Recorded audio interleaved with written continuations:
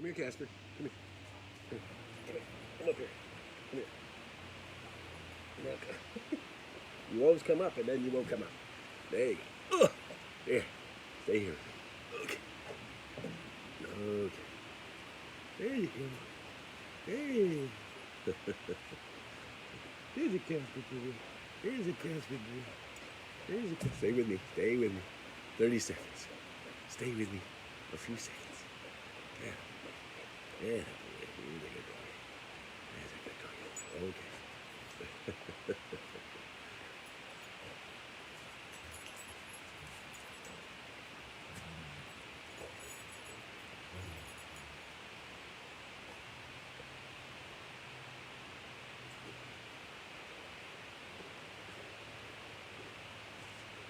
Well, good morning, everybody.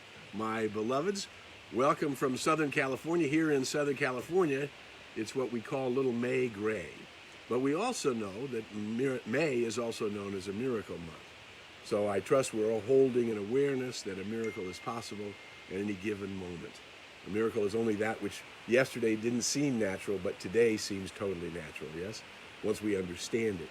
So, how you all doing? You all hanging in there pretty good? We're making some changes in the world and still a lot of questions out there, yeah? So we have to find a place in the center from which we can really function. So I wanted to begin today by, first of all, talking about a word. The word is transcendence. And transcendence is an interesting word because it means beyond that which we can see, beyond that which we know, that which goes past what we know.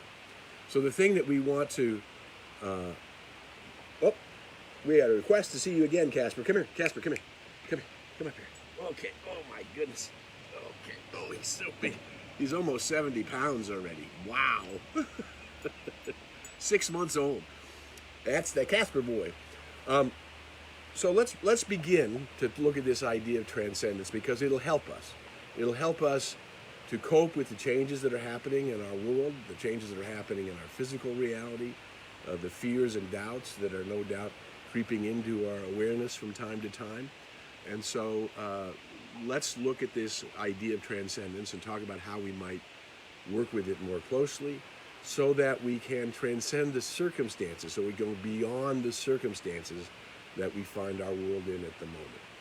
First of all, one of the things we already know is that you need to practice gratitude the very best you can, to find that which you're grateful for in this day, to get your attitude right. So let's begin with this statement. I am an immortal spiritual being, superior to my mind, to my body, and to my experience. I am an immortal spiritual being. Now the reason that's important is because it's grounding yourself in that aspect of yourself that is eternal, that goes on. You know, Joel Goldsmith called this lifetime a parenthesis in eternity. That we are at parentheses and it opens and it closes and it opens and it closes. But who we are, the essence of who we are, is an immortal spiritual being.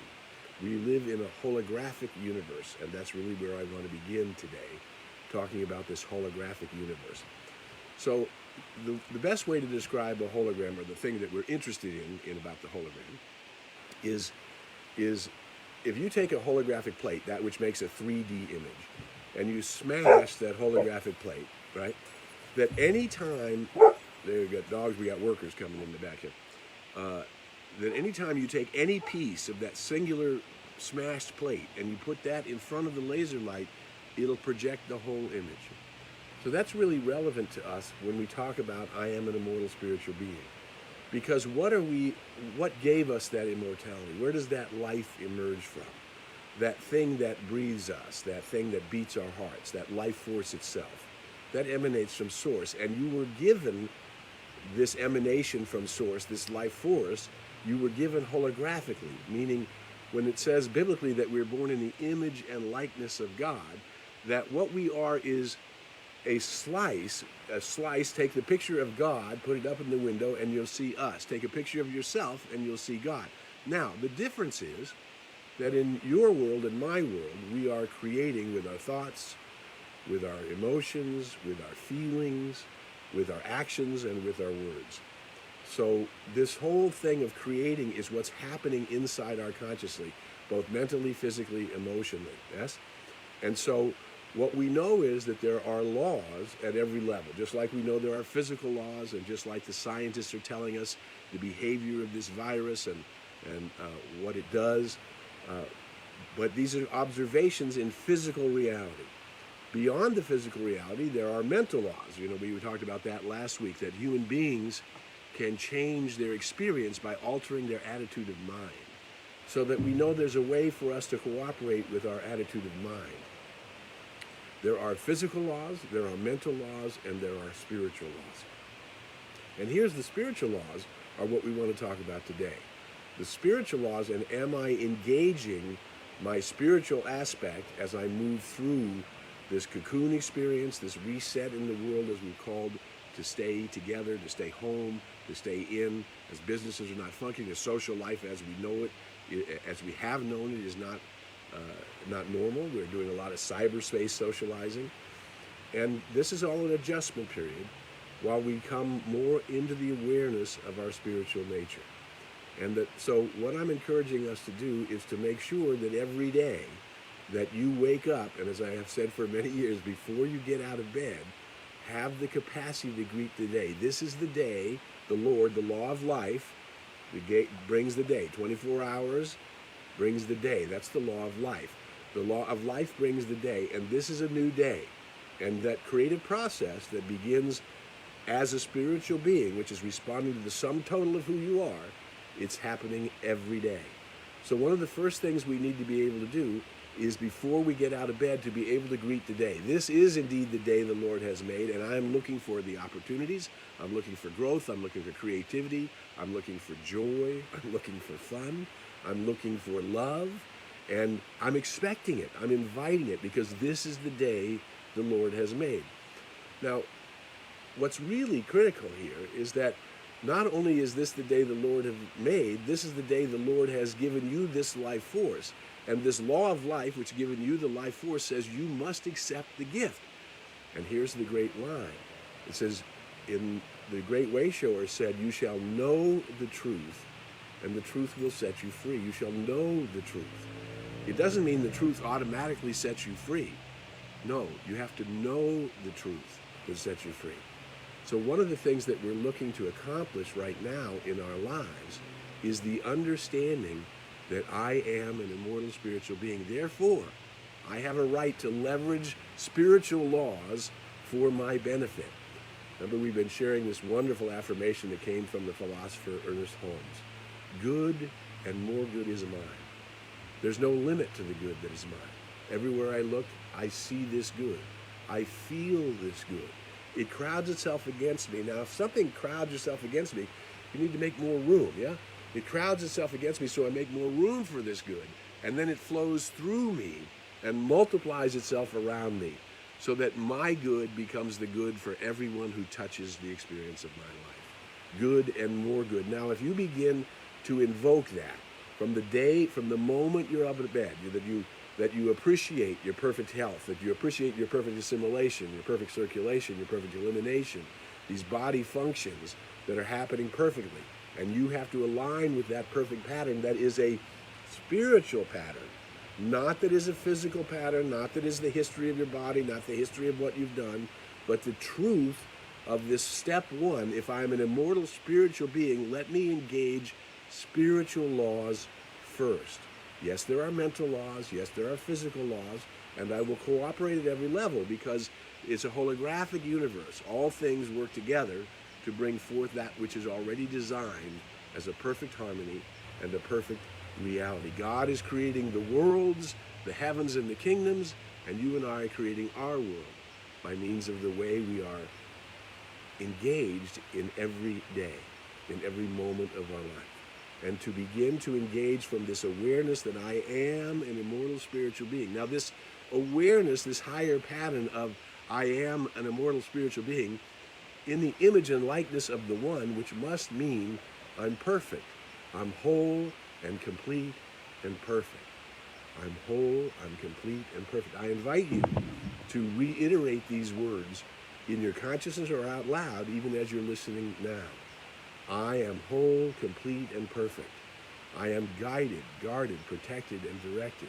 I am grateful that the light and love of my life is guiding, guarding, protecting my friends and my family and those that are my beloveds and all in the world. We need to be able to shift that this good that we're seeking for ourselves is good that we are seeking for all. And there's room in the kingdom. There's room in God's house. There's room in this house Jesus said, in my Father's house there are many mansions. This mansion that we're in called the kingdom of earth. There's room for good and more good. There's enough good in the world. I mean, we have known this. Buckminster Fuller, the great philosopher, said, it isn't a problem of supply, it's a problem of distribution. And then it's a problem, then the challenge is, are we willing to address that problem? And now we're beginning to see that we need to be able to bring this good that's available to all. And we need to function first knowing that my good is mine. It does no good for you to limit the good in your world, because if you limit the good in your world, that means you're saying you're stuck in an old paradigm, which is that somehow suffering is what brings good. Suffering does not bring good. The world has suffered enough, and the world right now is suffering enough. So we need to extend ourselves, to open ourselves to this capacity we have as spiritual beings, to be infinitely compassionate, to be terribly mindful and present that my life makes a difference. That's why divine light is surrounding me. The divine light of protection is in me and as me and through me. Divine light of protection is guiding me into perfect right action, and I am following this inner reality. There's something I wanted to talk about called trope. Trope is not a spiritual word. It's a word, it literally means to turn to trope, to be in trope. So the best example of trope is a sunflower, yeah? Because a sunflower is constantly turning toward the sun, yes, all day long. It sleeps, it rises and turns toward the sun, and as the sun moves, the sunflower moves with it. It is constantly following the sun. The sunflower is in trope to the sun. It follows, it turns to the sun. Now you and I have something called an I am present. This I am presence is the part of me that is the perfect spiritual pattern that was ordained in the beginning of my existence. It's the truth of me from the moment I've been born, from even before the time I was born, because I am an immortal spiritual being. This perfect pattern, this perfect wholeness, this perfect intelligence, this is sometimes called the soul aspect of myself. My soul is created in the image and likeness of the One. And Meister Eckhart, the 12th century mystic, he said the soul has two faces. One gazes at the glory of God. So this highest aspect of ourselves is constantly looking up at the glory of the beauty, of the magnificence, of the power, of the creative force that is this I am presence that has been given to me. What a gift of life. And we can begin to see, as we, even in this time together, as we turn toward this gift of life, we can feel it flowing through us. We become more in tune, more alive, more awake. We become the I am that I am. We become this real self, this one that is creative, that is powerful, that is free, that is abundant, that always has an answer, that supplies every need, that it's all within us. And we are in the process of awakening it. And even as this world is in this cocoon, everybody's slowing down and getting a chance to hear this I am presence. And what I am suggesting is that each of us, if we are in trope, if we will turn to this I am presence, listen to that which it is guiding us into doing, follow its actions, give it over our fears, our doubts, our worries, even our questions about what's the next move. Should I go shopping today? Should I go shopping tomorrow? At what level, as we're opening up, should I be opening up? What level should I participate in the world, and what level is wise? And each of us has this I am presence that is telling us exactly where we need to be. And we need to follow it. We need to listen to it. I am that I am. Not the personal self, not the one that's filled with fear and doubt, not the one that's worried or afraid, not the one that's frustrated and angry. These are all aspects of our personal self, and they come and they go. But this immortal spiritual self, this revealing of the self to the self, as Meister Eckhart said, It's directing us. It's trying to show us what's ours to do in this day. It's guiding us, the self of myself. I am guided, guarded, protected, directed, and led into the paths of perfect right action. I am guided, guarded, protected, and directed, and led into the paths of perfect right action. And that's not happening because you make an agreement with somebody outside yourself. No, this has to happen all within yourself. And this is every self, in every language, in every way of being, in every culture. It's the same. Each one must contact this I am presence by themselves, through themselves, and learn to cultivate that trope, turning to it, turning to the I am that knows what to do and how to do it, turning to those answers that are already right there, but they will come from within. They will sometimes look like somebody arrived with something, but it's not coming from outside. It came from that intuition within yourself, that call within yourself that is constantly attracting to you what's yours. And the question is, are you willing to wake up to that self? Are you willing to invite that self, even when your personal self is going, oh no, it's another day, and oh no, the newspaper's having more bad news, and oh no, we don't know how far the infection's going. No, I am sending love and compassion to every family that is hurting, every family that has had a loss, and most of all, to this tremendous fear that is in the consciousness of humanity at the moment. Because just past the fear is this awakening new world. Just past the fear is a greater level of heart connection. Just past the fear is a greater level of participating with life as it really is. Just past the fear is the opportunity in this now to appreciate the life that is yours, to appreciate the beauty that's all around you, to suck in that beauty so that you can become more in tune and more alive within yourself. Wouldn't it be wonderful if we could just feel this presence and walk with it and be with it in every moment of the day? And it begins by how we start in the morning.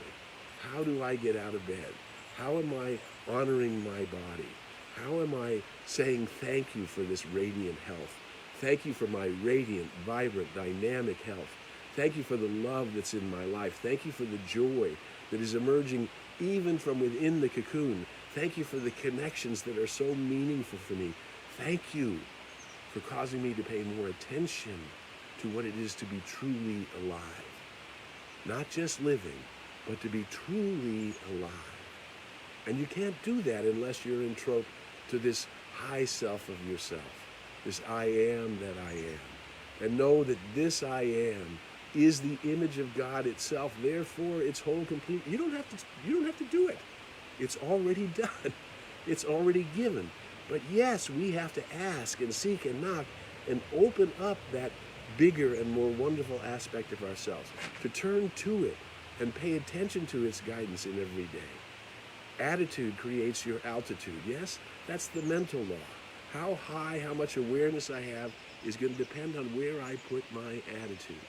And if I am turning to the one, and I am in relationship with Source, and I am calling it by its name, I am that, and I am accepting it and allowing it and opening to it, my life is going to change and grow, and greater levels of abundance and greater levels of good and greater levels of life and joy are going to come into your experience based on the way that you get out of bed and start the day.